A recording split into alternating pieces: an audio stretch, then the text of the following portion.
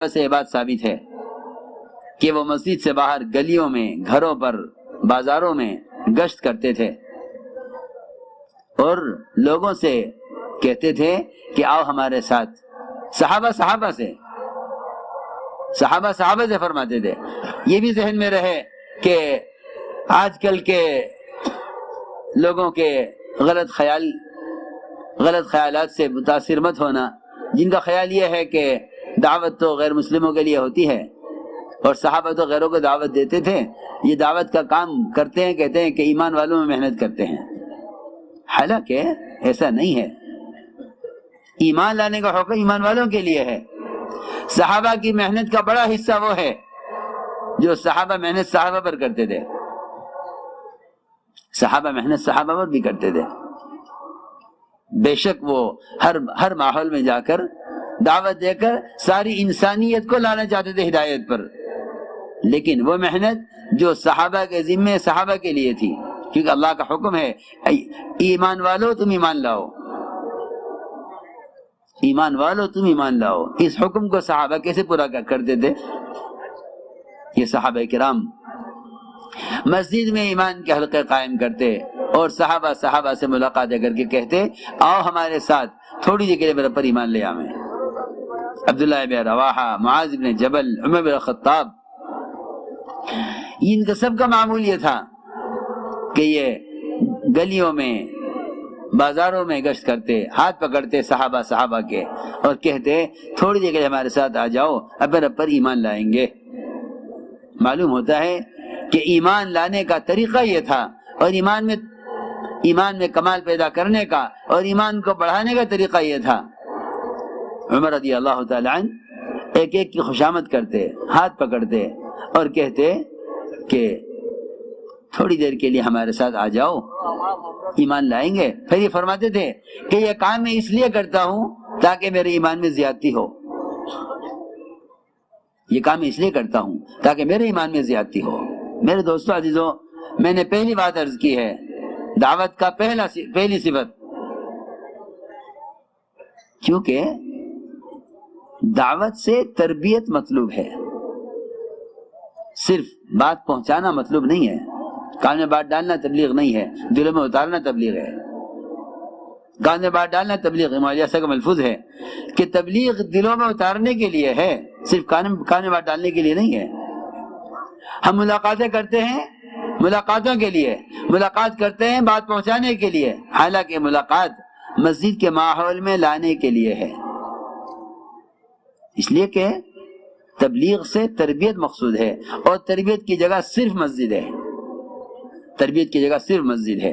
دین کے تمام شعبوں میں بھی تربیت جب تک رہے گی جب ان شعبوں کا تعلق مسجد سے رہے گا. جس دین کے شعبے کا بھی تعلق مسجد سے نہیں، ان میں بھی دین کے آنے کا کوئی ذریعہ نہیں ہے. مسجد ہدایت کے لیے متعین ہے. مسجد اللہ کا گھر ہے، جس کا اللہ کے گھر سے تعلق نہیں اس کا اللہ سے خدا کی قسم کوئی تعلق نہیں ہے. جس کا اللہ کے گھر سے تعلق نہیں اس کا اللہ سے کوئی تعلق نہیں. امت کے جڑنے، جمع ہونے اور تربیت پانے کی جگہ اصل مسجد ہے. اس لیے حضور اکرم صلی اللہ علیہ وسلم کا طریقہ تربیت یہ تھا کہ آپ نئے سے نئے آنے والے کو مسجد کے ماحول میں رکھا کرتے تھے، تاکہ اس ماحول میں رہنے سے اس کے دل میں اسلام کی رغبت اور اسلام کے فرائض کے ادا کرنے کی استعداد اس میں پیدا ہو. واحد جگہ یہ ہے. لوگوں کو ان کے ماحول سے نکالا جاتا تھا، کسی کو زبردستی، یہاں تک آپ دیکھیں گے روایتوں میں، بلکہ ابو ہریرہ رضی اللہ تعالی عنہ امام المحدثین،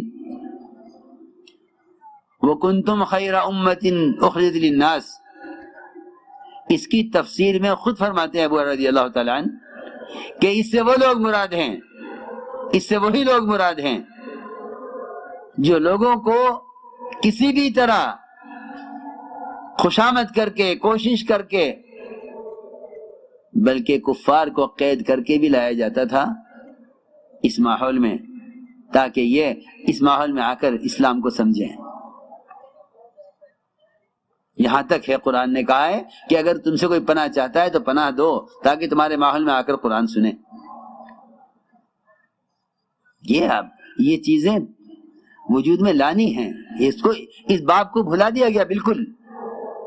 عوام ہوں یا خواص، پڑھے لکھے ہوں یا جاہل، وہ سمجھتے ہیں کہ جس زمانے میں جو طریقہ اختیار کر لیا جائے وہ اس زمانے کے اعتبار سے مناسب ہے. ایسا نہیں ہے، بلکہ ہمیں تربیت اور تعلیم کے لیے واپس جانا پڑے گا محمد صلی اللہ علیہ وسلم کے طریقہ تربیت کی طرف.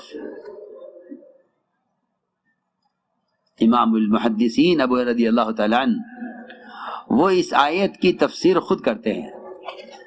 یہ ان کی اپنی تفسیر ہے، اور فرماتے ہیں کہ اس امت کے خیر امت ہونے کے لیے اور اس امت کے افضل امت ہونے کے لیے پہلی شرط یہ ہے کہ یہ منکر کے اور کفر کے ماحول سے لوگوں کو نکالیں اور کسی بھی طرح انہیں اس ماحول سے نکال کر اپنے ماحول میں لائیں تاکہ اسلام میں داخل ہوں، تاکہ ان کے دلوں میں اللہ کے فرائض کی رغبت پیدا ہو. اس لیے کہہ رہا ہوں کہ اس امت کے افضل امت ہونے کے لیے دعوت شرط ہے. چاہے نمازیں کتنی اچھی پڑھ لو، روزے کتنے اچھے رکھ لو، ذکر کتنا اچھا کر لو، حج کتنا اچھا کر لو، یہ اعمال صرف خیر امت ہونے کے لیے کافی نہیں ہے. اس امت کے خیر امت ہونے کے لیے سب سے بنیادی بات یہ ہے کہ تم دوسروں کو دعوت دے کر، دوسروں کو دعوت، پوری بات سننا، دوسروں کو دعوت دے کر اس اپنے ماحول میں لے کر آؤ. پورا کام یہ ہے، پورا کام یہ ہے. کہاں تو یہ خود جا کر دعوت دے کر انہیں اپنے ماحول میں لاؤ، اور کہاں اس زمانے کے سمجھدار ذی عقل لوگوں کی کوئی سوچ کہ وہ آلات استعمال کرو جس سے پوری دنیا میں دین خود پہنچ جائے، تمہیں خود جانا نہ پڑے. مجاہدہ انسان کی صفت ہے، تھکنا انسان کی صفت ہے. نہ مشینیں مجاہد ہیں، نہ تھکنا مشینوں کی صفت ہے. انسان تھکنا انسان سے متعلق ہے، مجاہدہ انسان کی صفت ہے. اسی لیے حضور اکرم صلی اللہ علیہ وسلم کا معمول تھا یہ کہ آپ نئے آنے والوں کو مسجد کے ماحول میں رکھا کرتے تھے تاکہ اس ماحول میں رہنے سے ان کے دل میں اسلام کی رغبت اور ان کے دل میں پورے دین پر چلنے کا شوق پیدا ہو. عمل کی استعداد مسجد کے ماحول سے بنتی ہے. وفد ثقیف آیا، اسلام قبول کر لیں گے، نماز نہیں پڑھیں گے، زکوٰۃ نہیں دیں گے، دین کی محنت نہیں کریں گے. حضور اکرم صلی اللہ علیہ وسلم نے فرمایا ان کا خیمہ مسجد میں لگاؤ، ان عمل کے ماحول میں رکھو. یہ مسجد کا ماحول ان کے دل کو نرم کر دے گا. اعمال مسجد کے اندر خاصیت ہے کہ اعمال مسجد ان کی دلوں کو نرم کر دیں گی. ایک طریقہ تربیت کا بتایا، کیونکہ ظاہر بات ہے کہ مسجد میں آنے والا، مسجد کے ماحول میں آنے والا یہ فرشتوں کے پروں میں رہتا ہے. حضرت فرماتے تھے یہاں فرشتوں کے پروں سے ایسے دل میں ہدایت کا نور اترے گا جس طرح مرغی کے پروں سے مرغی کے انڈوں میں حیات پیدا ہوتی ہے. یہ مثال دے کر فرماتے تھے کہ یہاں چل کر آنا، اس لیے کہ صحیح حدیث میں ہے، صحیح روایت میں ہے کہ مسیح کی طرف چل کر آنا جہاد میں سے ہے. یہ ہے وہ جہاد اور جہاد جس سے تربیت اور ہدایت حاصل کی جاتی ہے. یہ ہے وہ اصل جہاد جس کو حدیث میں خود کہا جا رہا ہے کہ مسیح کی طرف چل کر آنا جہاد ہے. یہاں تو جہاد کا کوئی تصور ہی رہا سوائے قتال کے. جو اصل نبی کی بعثت کا مقصد ہے، تعلیم، تربیت، ہدایت، صحیح حدیث میں ہے مسیح کی طرف چل کر آنا جہاد میں سے ہے. آپ نے فرمایا کہ تم ایک شخص کو مسلمان بنا کے میرے پاس لے آؤ، یہ مجھے اس ساری دنیا سے زیادہ محبوب ہے جس پر سورج طلوع ہو رہا ہے. ایک فرد کو تم مسلمان کر کے میرے پاس لاؤ، مجھے اس سے زیادہ پسند ہے کہ تم قتل کر کے یا قید کر کے لاؤ، تم اسے مسلمان بنا کے میرے پاس لاؤ. اس لیے میرے دوستو عزیزو، یہ بات مسلم ہے اور یہ بات اصل ہے کہ امت کی تربیت اور اللہ کے تعلق کے پیدا ہونے کے لیے مسجد کا کوئی متبادل نہیں ہے، اور مسجد کے علاوہ اور کوئی راستہ نہیں ہے۔ قرآن نے کھول کر کہا ہے کہ وہی لوگ ہدایت یافتہ ہوں گے جو مسجدوں کا اعمال سے آباد رکھیں گے۔ اس لیے ایک نہیں بلکہ سینکڑوں واقعات ہیں۔ پھر اتنا ہی نہیں بلکہ مسلمان کے مسائل،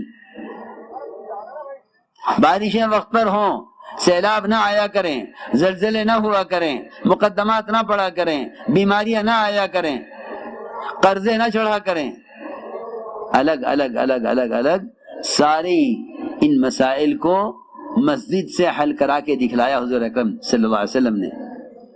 مقروض سے نہیں کہا کہ تم سودی بینک چلے جاؤ اپنے قرضے کا انتظام کر لو، مقدمات والے سے نہیں کہا کہ تم وکلا کر لو، رشوت دے کر مقدمات میں کامیابی حاصل کر لو، نہیں۔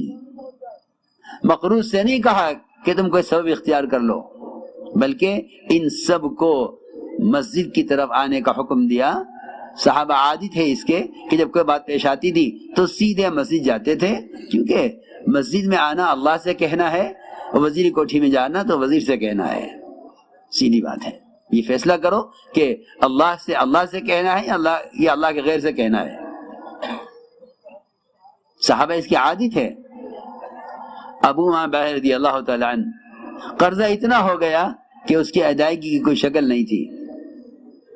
فرمایا ابو امامہ اس وقت مسجد میں کیوں ہوا؟ یعنی کون سی حاجت تو مسجد میں لائی ہے؟ نماز کا وقت تو نہیں ہے، اس وقت مسجد میں کیسے آنا ہوا؟ عرض کیا کہ اتنا قرضہ مجھ پر ہے، میں اس کی ادائیگی سے عاجز ہوں۔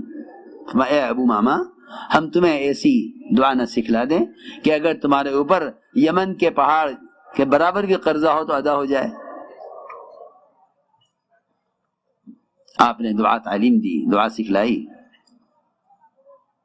اللہ کے گھر سے مسجد کے ذریعے سارا نظام چلایا جاتا تھا کائنات کا، معمولی بات نہیں ہے یہ۔ آج مسلمان اپنے چھوٹے چھوٹے مسئلوں کے لیے کہتا ہے ہم کیا کر سکتے ہیں؟ آگ نکلی حرہ سے، پہاڑ کے اندر سے، جس نے سارے مدینے کو گھیر لیا۔ عمر رضی اللہ تعالیٰ عنہ کو خبر کی گئی مومنین آگ نکلی ہے، حضرت عمر کے زمانے کی بات تھی۔ حضرت عمر سیدھے مسجد میں گئے، سن 9 ہجری کے مسلمان تمہیں داری نماز پڑھ رہے تھے، فرمایا تمیم یہ آگ نکلی ہے، اسے سمیٹ کر پہاڑ میں داخل کر کے آؤ۔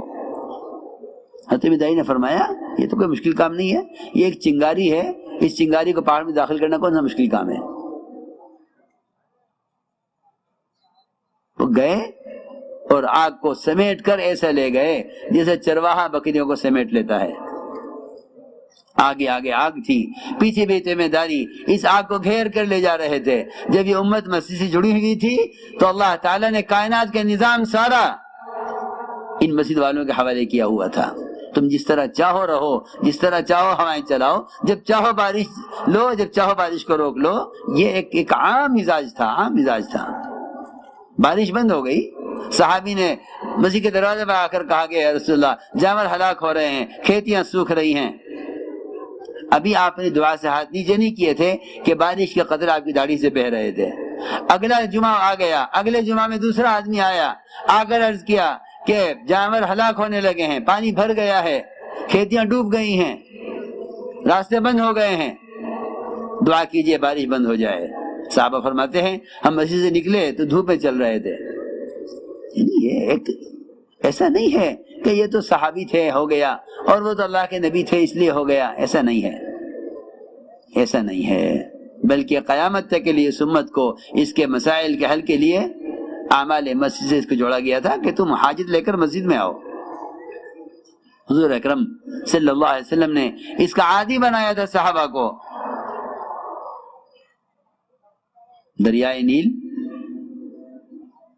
جس کی عادت یہ تھی کہ جب تک ایک لڑکی کو مزین کر کے اس کو زیورات پہنا کر حسین ترین لڑکی کا انتخاب کیا جاتا تھا اور اس کو زیورات پہنا کر اس دریا کے بھینٹ چڑھایا جاتا تھا، اس کو دریا میں ڈالا جاتا تھا، اس کے بعد دریا کا پانی اوپر آتا تھا جس پر پورے سال علاقے والے پانی سے فائدہ اٹھاتے تھے۔ یہ عادت تھی۔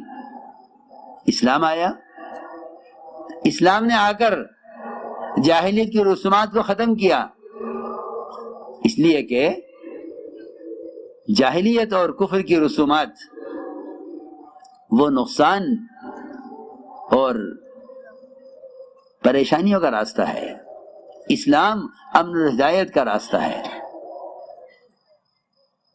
وہاں معمول یہ تھا، وہاں سے لکھا مومنین، ان کا معمول یہ ہے۔ عمر رضی اللہ تعالی عنہ نے یہ نہیں فرمایا کہ تم ان سے کہہ دو کہ ایسا نہیں ہو سکتا، یا تم ان سے کہہ دو اسلام کا طریقہ یہ نہیں ہے،